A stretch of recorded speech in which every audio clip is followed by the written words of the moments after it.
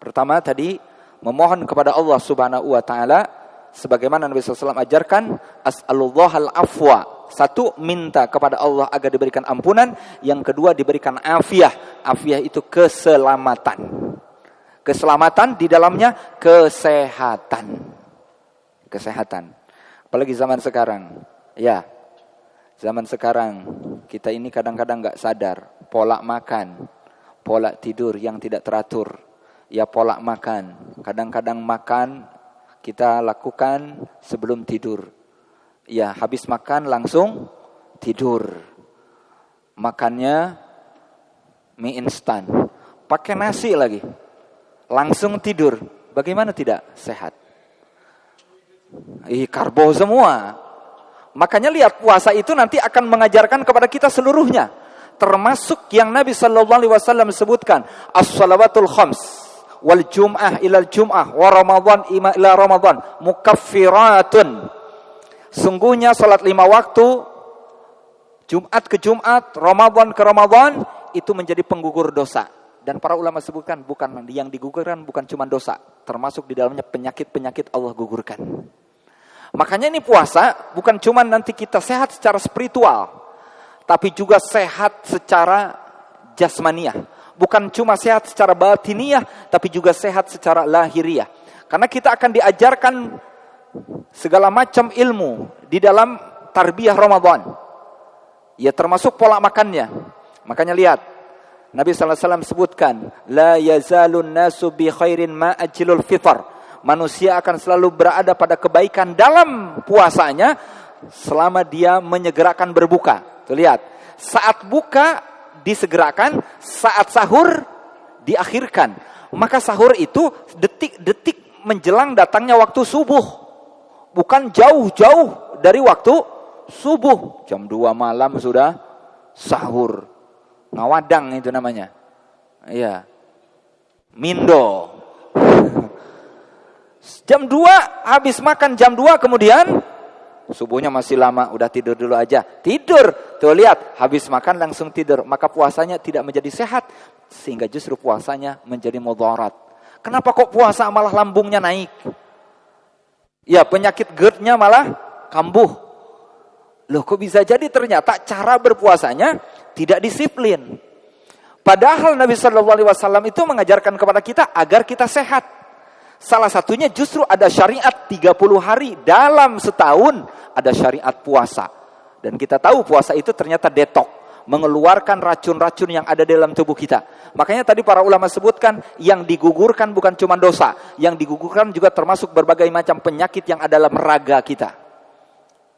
Ayo, karena biasanya kita makan yang gula-gula itu banyak pengandung karbo tadi, tehnya teh manis. Ya, belum lagi mohon maaf, apalagi menjelang puasa ini malah semuanya serba yang manis-manis. Ya, takjil itu makanannya semuanya serba manis. Mulai dari cendol, mulai dari kolak, mulai dari kolang-kaling, semuanya manis-manis. Dan itu manisnya manis buatan. Padahal yang disunnahkan oleh Nabi sallallahu alaihi wasallam, lihat, ini dalam rangka supaya kita juga persiapan.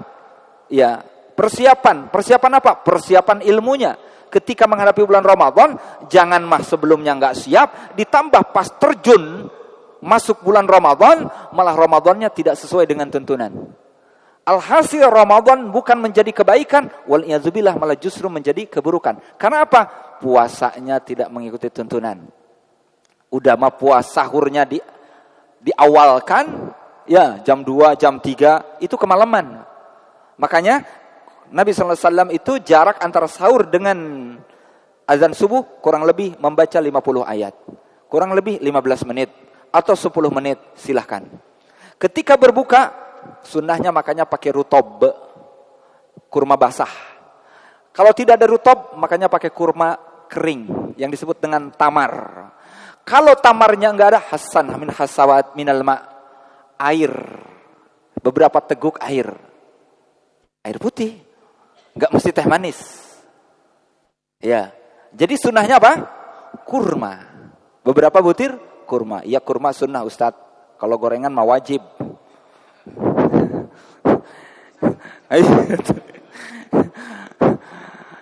Iya, makanya ini Alhasil karena sebab banyak gorengan, nih perut yang tadinya kosong, lihat syariat ketika anak bayi yang baru dilahirkan itu sunnahnya diapaikan. Anak bayi yang baru lahir itu sunnahnya diapa? Tahnik itu apa? Dimamah kurma oleh ayahnya, ya di mulutnya, ya dikunyah, tapi awas mulutnya bau, apalagi bau rokok. Kunyah, habis itu kemudian diolesin ke langit-langit mulut bayi. Dan itu sunnah, dan itu Masya Allah itu nambah imunitas. Bukan justru malah dulu ke puting ibunya. Apa kata Imam Ibnu Qayyim al-Jauziyah? Kalau anak sudah terlebih dahulu ditetein ke ibunya, maka sunnah tahnik sudah hilang. Apa maksudnya? Anak yang masih kosong perutnya, belum kena makan, belum kena ASI, maka sunnah kurma terlebih dahulu atau manis dari buah kurma yang dioleskan di mulut-mulut, di langit-langit mulut bayi. Itu sunnah dan itu lebih menyehatkan. Sama ketika kita mau berbuka puasa, perut kita kosong, maka sunnah juga dari manis buah kurma rutob, kalau enggak tamar, kalau enggak ada keduanya, baru air putih. Nih, ini yang namanya persiapan ilmu. Yang ini selaras dengan permohonan tadi, permohonan al-afiyah, permohonan agar diberikan kesehatan. Makanya kalau bisa, ini tipsnya, habis maghrib, ya sebelum berbuka kita makan dulu yang ringan-ringan. Saat takjil tuh, menyegerakan berbuka yang ringan-ringan. Silahkan kalau mau baca bismillah, kemudian air putih. Setelah itu baru baca zahabaz zama'u wabtallatil uruqu wa sabatal ajru, insyaallah baru beberapa butir kurma. Atau boleh juga langsung kurma, enggak langsung air putih. Kurma dulu, silahkan. Ya, yang nah itu bikin hukumnya wajib tadi itu. Malah gorengan dulu, minyak dulu, malah somai duluan. Apalagi langsung berat. Ya, langsung nasi padang misalnya. Langsung santan-santan. Tidak baik. Yang ringan dulu baru sholat. Habis sholat baru silakan makan yang berat-berat. Tapi ingat Nabi SAW sebutkan, Nabi SAW sebutkan, ketika kita makan itu cukup supaya tulang sulbi kita tegak. Maksudnya supaya minimal kuat. Kalau memang masih pengen lebih juga, sepertiga untuk makan, sepertiga untuk air, sepertiga untuk nafas. Jangan semuanya habis jatahnya buat makan. Akhirnya apa? Pas taraweh, loyo. Pas taraweh, lemes, gak bisa berdiri. 8 rakaat berat jadinya. Kenapa? Makannya terlampau difulkan. Ini makanan yang mestinya sepertiga buat nafas, habis buat makan, buat minum. Itu termasuk tadi itu. Kolang-kalingnya masuk, kolaknya masuk, somainya masuk, cendolnya masuk. Lah, gimana untuk apa nafasnya? Alhasil kemudian tidak efektif. Nah, habis Ramadan, habis taraweh, nah kan harusnya di situ udah nggak ada makan-makan berat lagi. Idealnya pas mau tidur sudah nggak ada makan lagi. Idealnya. Saya nggak katakan ini sunnah, nggak ini katakan ini haram, nggak. Tapi ini sebaiknya kita itu sudah menghentikan makanan minimal 3 jam sebelum tidur. Jangan makan yang berat-berat. Karena apa? Habis makan kan, habis itu tidur, itu kan nggak bagus. Termasuk lambungnya bisa bermasalah. Nanti apa? Ada pembusukan. Nanti di ususnya. Pantas Nabi SAW, penyakit yang menyebabkan banyak terjadi pada manusia itu disebabkan karena perutnya. Karena urusan perutnya. Bisa jadi karena ada pembusukan di perutnya. Yang harusnya sudah kosong, ini perutnya masih ada sisa makanan yang belum digiling dan belum tuntas. Nah dianya keburu tidur. Begitu. Nah alhasil tidak efektif tuh. Jadi kalau bisa meminta kepada Allah al-afiyah itu kesehatan, ya keselamatan termasuk di dalamnya kesehatan, harus diaplikasikan. Termasuk apa? Memenuhi hak-hak tubuh kita. Ketika ada sahabat Abu Darda, katakan saya mau sholat semalam suntuk. Ya saya mau baca Quran terus atau mau ibadah terus. Apa kata sahabat Salman Al-Farisi? Ya Abu Zar, wahai Abu Zar, inna linafsika alaika haqqa. Sesungguhnya pada dirimu itu ada hak yang mesti ditunaikan. Wali ahlika alaika haqqa, untuk keluargamu juga ada hak yang mesti ditunaikan. Wali rabbika 'alaiha haqqa. Untuk Rabbmu juga ada hak yang mesti ditunaikan. Fa'ti kulli haqqin haqqahu. Maka tunaikanlah masing-masing haknya sesuai kebutuhannya. Ini makanya kalau waktunya tidur ya tidur. Makanya Nabi sallallahu alaihi wasallam yakrahun naum qabla al-isya wal haditsa ba'daha. Nabi sallallahu alaihi wasallam itu membenci tidur sebelum isya dan cakap-cakap ngobrol-ngobrol selepas salat isya. Alias bergadang. Makanya kalau habis salat isya kemudian tarawih, kalau bisa tidur. Dan kenapa ada salat tarawih selepas salat isya khusus di bulan Ramadan? Karena ini menjadi salat yang menyenangkan. Makanya disebut dengan tarawih yang berarti istirahat. Bagi mereka yang sebelumnya salat malam di akhir malam dan dilakukan secara sendirian, maka di bulan Ramadan itu dilakukan di awal malam pun dikerjakan bersama-sama.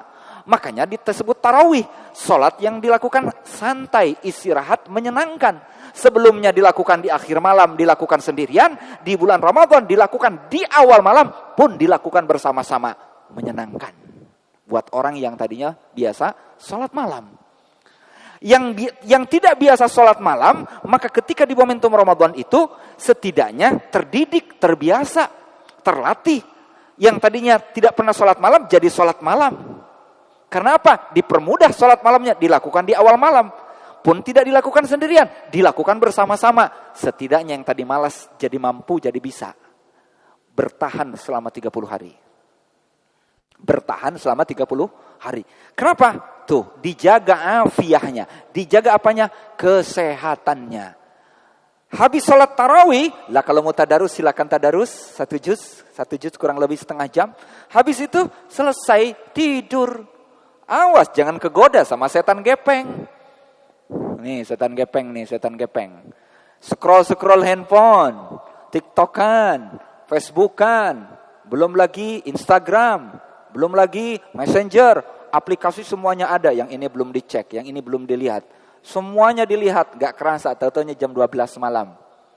Alhasil pagi ngantuk. Kemudian dia pagi harus siap lagi aktivitas. Kemudian wali'azubillah, Ramadan dijadikan sebagai alat untuk apa? Untuk membela rasa malas dia. Malas padahal, tapi apa?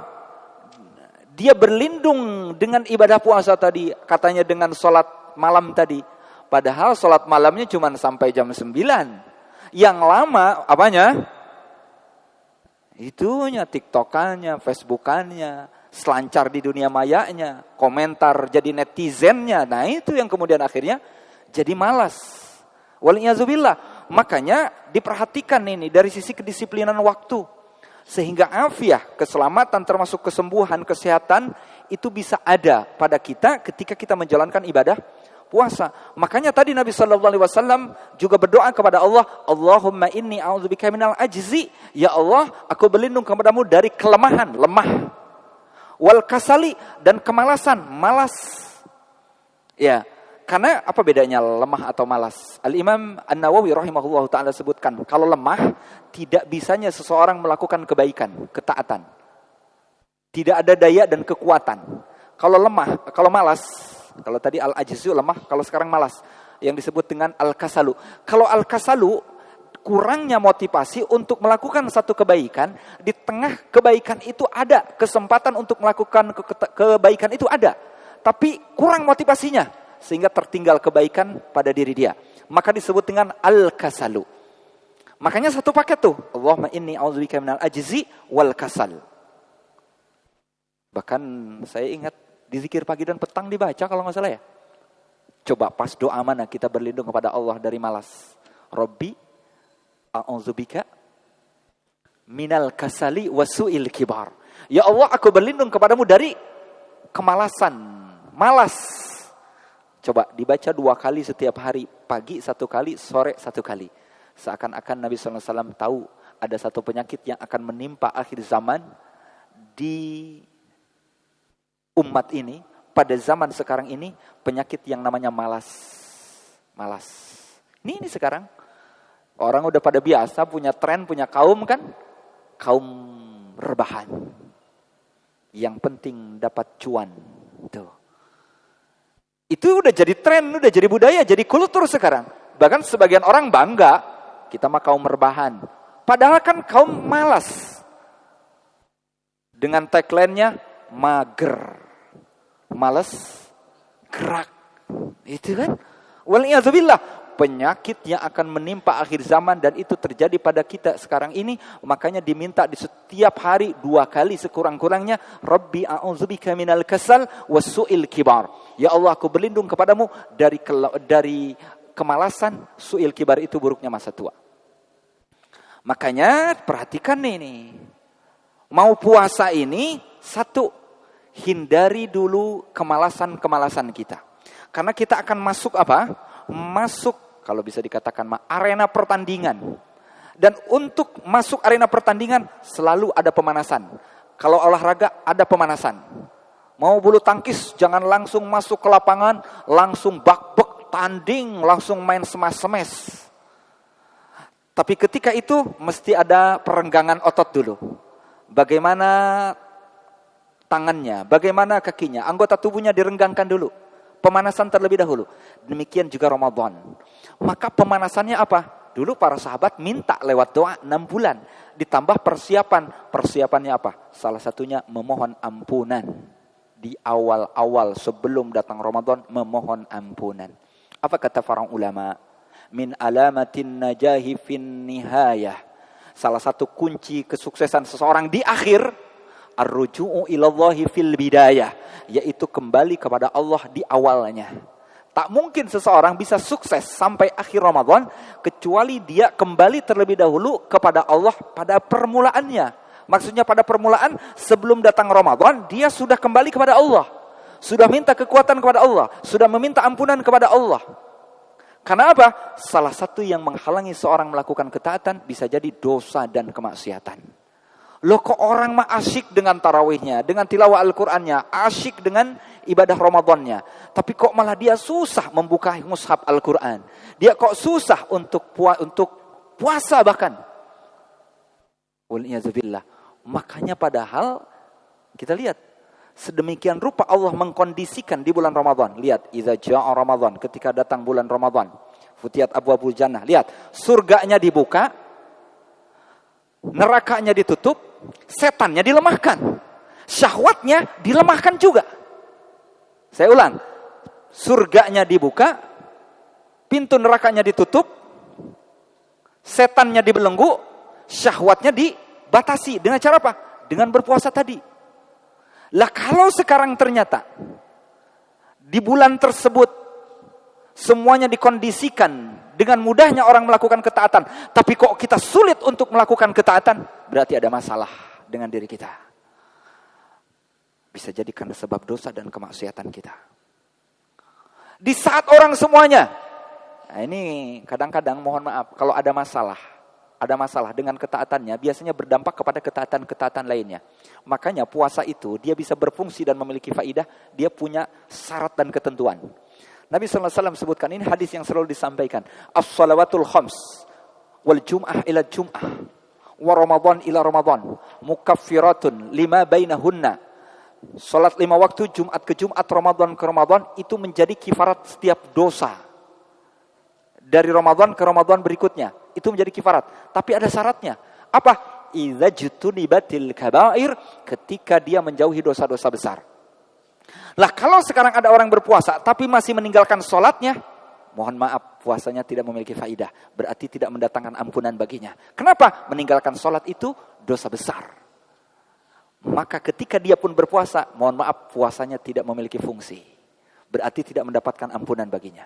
Mohon maaf, ada muslimah yang dia berpuasa tapi masih menampakkan auratnya, tidak menjaga kehormatannya. Mohon maaf, puasa bagi dia hanya sebatas menahan lapar dan dahaga, tidak mendatangkan ampunan bagi dia. Mohon maaf, dia masih berpuasa tapi masih gibah. Gibah itu dosa besar.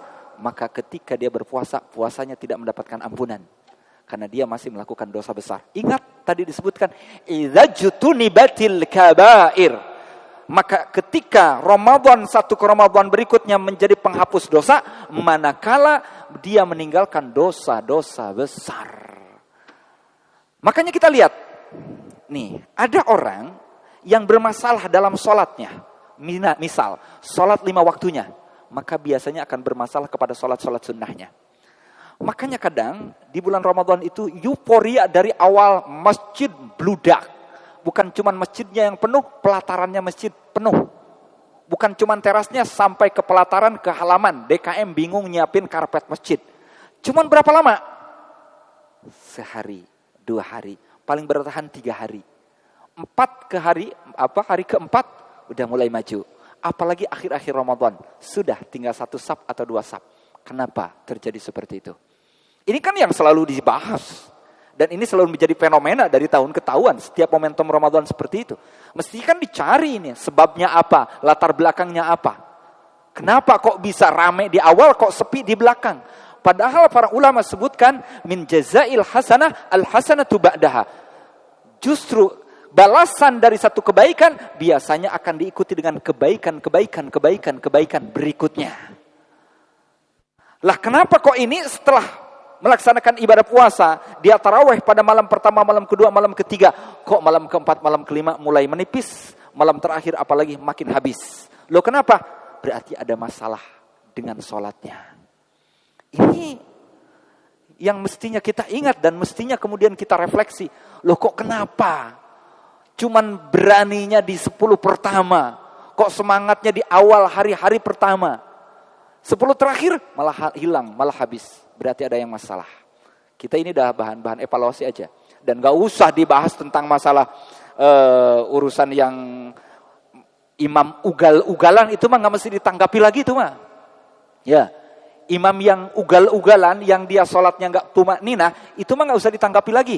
Ittifaq para ulama, sholat yang tidak tumakninah tidak sah sholatnya. Maka wajar kalau dia tidak tumakninah sholatnya, berarti sholatnya tidak sah, berarti nauzubillah. Makanya dia cuma semangat di awal. Tapi kalau sholatnya baik, dan terutama ini sholat 5 waktunya, kalau orang yang melaksanakan sholat 5 waktunya baik, sholat 5 waktunya baik, maka insya Allah dia mudah melaksanakan sholat sunnahnya.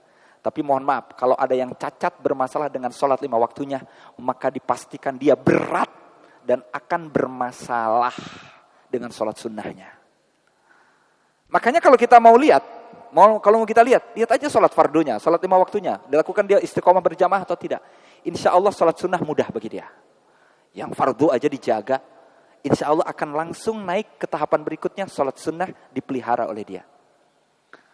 Kalau sholat 5 waktunya, ini nanti digodok lagi nih. Mana lagi yang paling bagus di antara sholat 5 waktu ini? Lihat, kalau sholat 5 waktu, terutama sholat isya dan subuhnya bagus, insya Allah sholat zuhur, asar dan maghribnya insya Allah juga bagus. Karena apa kata Nabi SAW? Athqalu salatin alal munafikina salatul isya'i wa salatil fajri. Salat yang paling berat bagi orang munafik adalah salat subuh dan salat isya. Lau ya'lamuna ma fihima la atauhuma walau habwa. Karena kalau mereka tahu apa yang ada pada salat isya dan salat subuh, niscaya mereka akan mendatanginya sekalipun harus merangkak.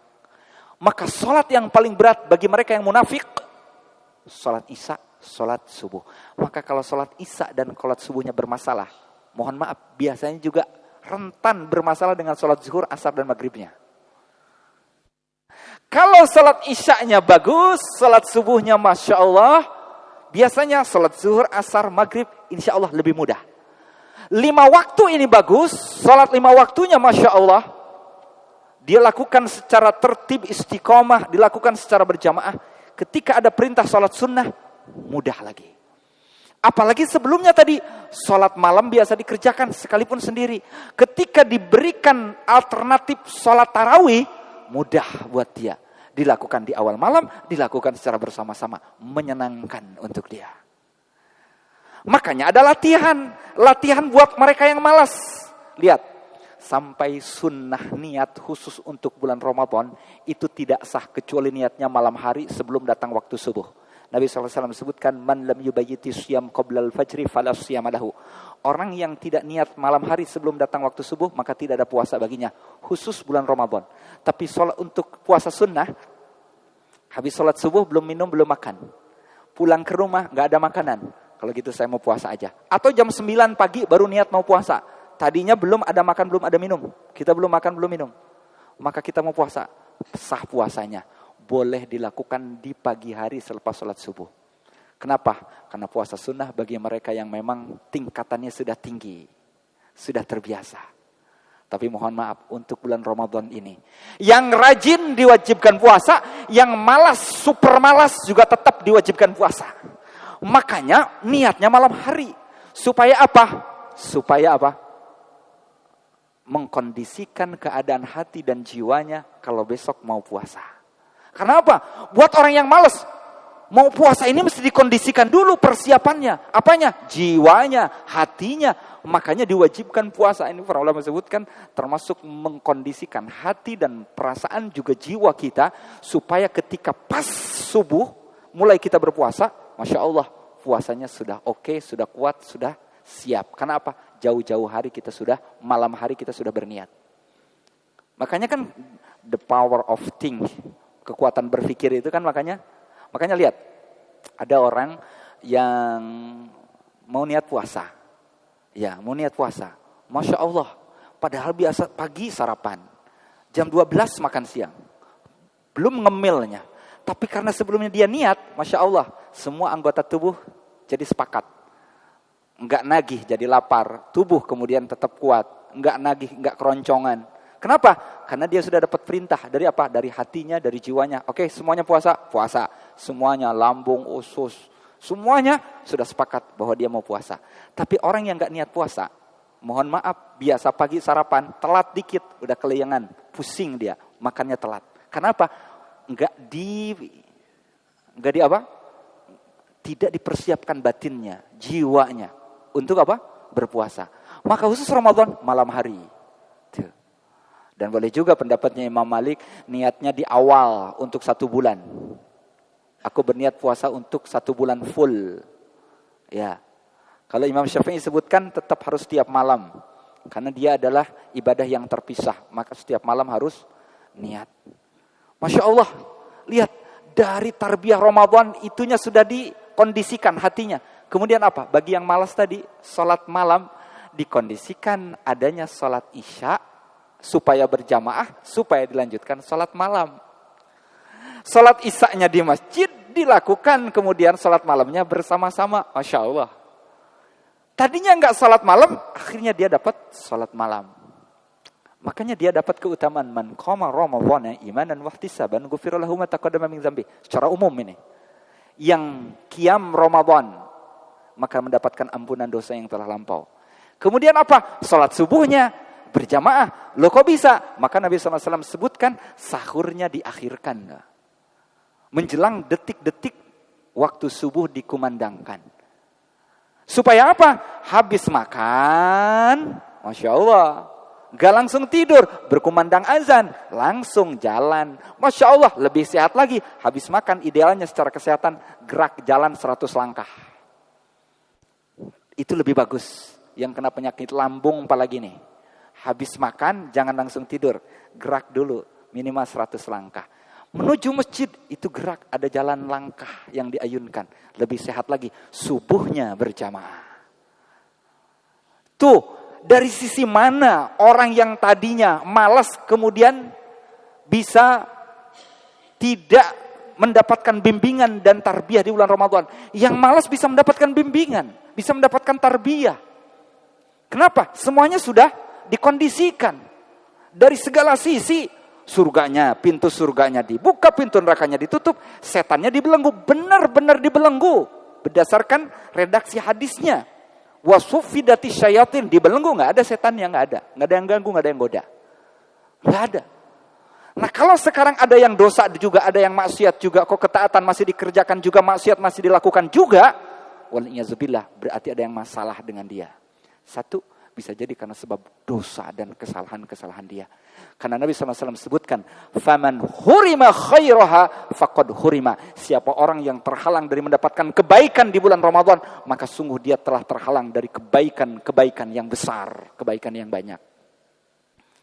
Dari sekarang makanya. Dari sekarang persiapannya. Ya. Nah, maka para ulama sebutkan meminta ampun sebelum datangnya Ramadan hendaknya terus diminta kepada Allah Subhanahu wa taala. Astagfirullah wa atubu ilaih. La ilaha illa anta subhanaka inni kuntu minaz zalimin. Maka tentu para ulama selalu menyebutkan sebelum datangnya Ramadan itu banyak-banyakin istighfar. Terus banyak-banyakin istighfar. Nah, setelah banyakin istighfar, maka insya Allah kalau sudah ketaatan-ketaatan itu mudah dikerjakan, baru dia akan mendapatkan keutamaan dan target kita melakukan amalan yang utama di bulan Ramadan. Yang utama ya tentu puasanya sendiri itu utama.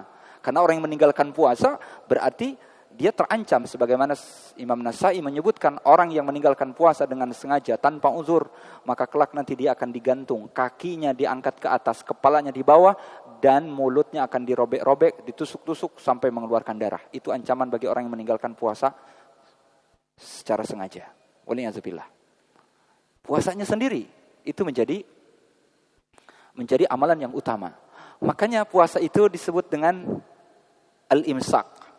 Apa makna al-imsak? Menahan. Menahan apa? Menahan apa, Pak? Dan puasa itu, ini coba sedikit aja flashback. Mungkin kemarin sudah disampaikan. Rukun puasa itu ada berapa, Pak? Rukun puasa itu cuma satu. Menahan diri dari segala sesuatu yang membatalkan. Itu dah. Al-imsaku anil muftirat. Waktunya kapan? Dari terbit fajar sampai terbenam matahari. Dan disitulah saat berpuasa. Dan disitulah keutamaan di bulan Ramadan puasa itu sendiri. Yang kemudian capaian kita supaya mencapai target ditingkatkan ibadah sholatnya tadi. Makanya tadi ditingkatkan. Sholat 5 waktunya mah gak usah dibahas lagi. Udah selesai itu mah. Maksudnya udah selesai, ya mestinya gak ada masalah lagi dengan sholat 5 waktunya. Makanya tadi kalau ada orang yang ternyata semangat di awal, cuman euforia di awal, tapi kemudian hari keempat, kelima, atau di hari-hari terakhir bulan Ramadan bermasalah dengan tarawihnya, mohon maaf, bisa jadi ada masalah dengan sholatnya tadi. Makanya tarbiyah Ramadan itu berarti kan peningkatan sholat. Yang tadinya malas berjamaah jadi berjamaah. Ya, yang tadinya sendirian jadi berjamaah. Yang tadinya di rumah di masjid. Nah itu yang kemudian menjadi capaian yang hendaknya dikejar oleh setiap kita di momentum Ramadan adalah bagaimana membiasakan kita untuk sholat. Dan Nabi SAW itu terkait dengan sholat. Pernah berkata kepada sahabat Bilal, "Ya Bilal, arihna bis sholah. Qum bis sholah arihna biha." Wahai Bilal, tegakkan sholat, istirahatkan aku dengan sholat. Maka untuk Nabi, ya bagi Nabi dan orang-orang yang beriman, sholat itu menjadi tempat istirahat. Menyenangkan. Bagi mereka yang penat, bagi punya masalah, bagi yang gundah, gelisah, sholat jadi tenang. Karena saat itu yunaji rabbah. Maka para ulama sebutkan siapa orang yang ingin ngobrol dengan Allah, bercakap-cakap dengan Allah, sholat. Karena apa Nabi SAW sebutkan? Innal musalli yunaji rabbah. Sungguhnya orang yang sholat itu bermunajat kepada Rabbnya. Nah bagaimana kalau ternyata orang gak pernah ngobrol dengan Allah sebagai Rabbnya? Berarti bermasalah. Ada orang yang masih ninggalin sholat juga. Masih bolong-bolong juga dengan urusan sholatnya. Berarti dia tidak intensif dan tidak baik dalam berkomunikasi dengan Allah sebagai Rabbnya. Nah kalau pengen Allah ngobrol sama dia, pengen Allah ngomong sama dia, apa? Baca Quran. Baca Quran itu kan kita mentadaburi. Makanya nanti targetnya di bulan Ramadan itu peningkatan sholat, kemudian peningkatan membaca Al-Quran. Bagaimana komunikasi kita sebagai seorang hamba kepada Allah ditingkatkan, kemudian bagaimana juga Allah berkata-kata kepada kita. Lewat apa? Al-Quran. Ketika kita membaca Al-Quran, Dzalikal kitabu la raiba fih. Seakan-akan Allah itu yang sedang bicara sama kita, sedang ngomongin kita, sedang memberikan nasihat kepada kita. Ya, semua petunjuk yang gundah gulana, yang punya masalah, yang kaya, yang miskin, semuanya ada di situ. Semuanya diberikan kekuatan lewat Al-Quran itu. Makanya target sasaran utamanya tadi sholat, berarti cakap kita, ngobrol kita kepada Allah, atau bagaimana ketika itu Allah ngobrol kepada kita lewat Al-Quran. Maka sekurang-kurangnya 1 kali khataman dalam sebulan. Targetnya 3 kali. Khatam dalam sebulan. Gimana caranya? Berarti sehari berapa juz? 3 juz. Kapan waktunya? 1 juz itu berapa lama kira-kira Pak? Setengah jam ya? Ada setengah jam, lebih. 1 juz itu bisa setengah jam. 40 menit. Katakan 40 menit. Berarti pagi habis sholat subuh 40 menit dapat 1 juz.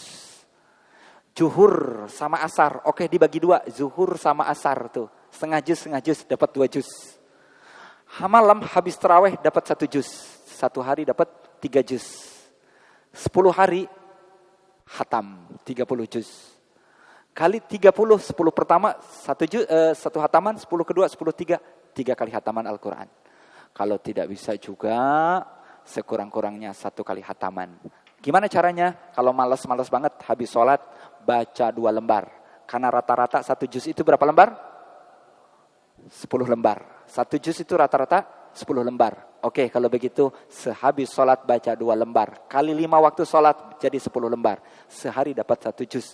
Kali 30 berarti 30 juz. Makanya ini cara dipermudah oleh Allah Subhanahu wa taala. Ketaatannya dipermudah oleh Allah Subhanahu wa taala. Kalau bulan puasa, bulan Ramadan kita enggak hatamin Al-Qur'an juga, harus dengan cara apa lagi kita dididik, dikondisikan keadaan sedemikian rupa.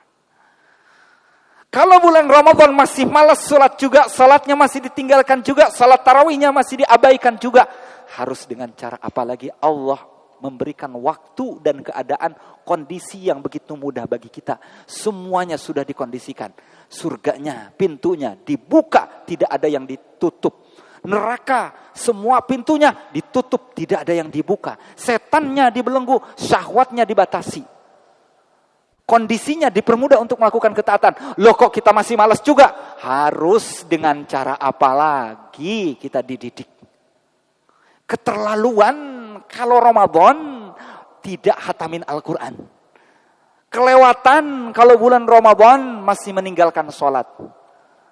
Wal'iyadzubillah nas'alullah al-afwa wal-afiyah. Maka tadi Nabi SAW sebutkan, faman hurima khairaha faqad hurima. Siapa orang yang terhalang dari mendapatkan kebaikan-kebaikan yang ada di bulan Ramadan, sungguh dia telah terhalang dari kebaikan yang banyak. Makanya hadis yang selalu disampaikan, rogima anfu rajulin. Rogima anfu itu maksudnya hidungnya terkena lumpur. Bahasa kita kasarnya nyungsep. Bahasa elok untuk menerjemahkannya celaka. Siapa? Man adraka Ramadan falam yugfar lahu. Orang yang mendapati bulan Ramadan tapi keluar Ramadan tidak mendapatkan ampunan. Aneh. Kenapa? Karena faidahnya ampunan semua. Man shoma Ramadananya ampunan. Man qoma Ramadana ampunan. Secara spesifik man qoma Lailatul Qadri. Siapa orang yang salat pada malam Lailatul Qadar, lagi-lagi ghufira lahu ma taqaddama min dzambi, semuanya berujung dengan ampunan. Nah, kalau kita tidak mendapatkan ampunan di bulan Ramadan, berarti ada yang salah. Tadi salatnya, yang kedua berarti baca Al-Qur'annya, yang ketiga kemudian tingkatkan berbaginya. Makanya bulan Ramadan itu bukan syahrul ta'am, tapi syahrul it'am. Bukan bulan banyak ngemil, banyak makan, tapi justru bulan di mana kita banyak ngasih makan, perbanyak sedekah. Kana Nabi sallallahu alaihi wasallam ajwadan nas wa ajwadu ma yakunu fi Ramadan. Nabi sallallahu alaihi wasallam adalah manusia yang paling dermawan dan lebih lagi dermawan di bulan Ramadan. Caranya bagaimana? Para ulama sebutkan begini. Ada hadis yang sering disampaikan. Man fattara sha'iman kana lahu mislu ajrihi. Siapa orang yang memberikan makan orang yang berpuasa, maka dia akan mendapatkan pahala orang yang berpuasa tersebut. Maka para ulama sebutkan, kita puasanya berapa lama? 1 bulan. Tapi kita berpeluang untuk mendapatkan pahala 2 bulan puasa. Gimana caranya? Ini, orang yang cerdas, yang selalu haus dengan pahala, selalu memanfaatkan momen ini. Puasanya 1 bulan, tapi dia dapat pahala 2 bulan. Gimana caranya? Caranya, kita berpuasa, habis puasa kita berbuka pun berbagi bukaan untuk orang yang berpuasa. Karena apa? Pahalanya seperti orang yang berpuasa juga. Masya Allah tuh. Boleh ngasih kurma buat masjid-masjid, siapin kurma nih udah, buat takjil. Ya, nggak mesti buat berbuka, buat sahur juga sama, boleh. Ya, ini sedikit lagi. Karena waktu berbuka itu kapan? Waktu berbuka itu ketika maghrib sampai sahur. Jadi nggak mesti pas buat buka maghrib, tapi buat dimakannya. Misalnya kita ngasih buat takjil. Nama orang nggak dimakan pas maghrib buka, tapi dimakannya pas sahur. Tetap dia dapat keutamaan memberi makan orang berpuasa. Kenapa? Sahur itu waktu berbuka. Toh dia sahur juga untuk berpuasa. Maka sama pahalanya seperti memberikan makan orang yang berbuka puasa.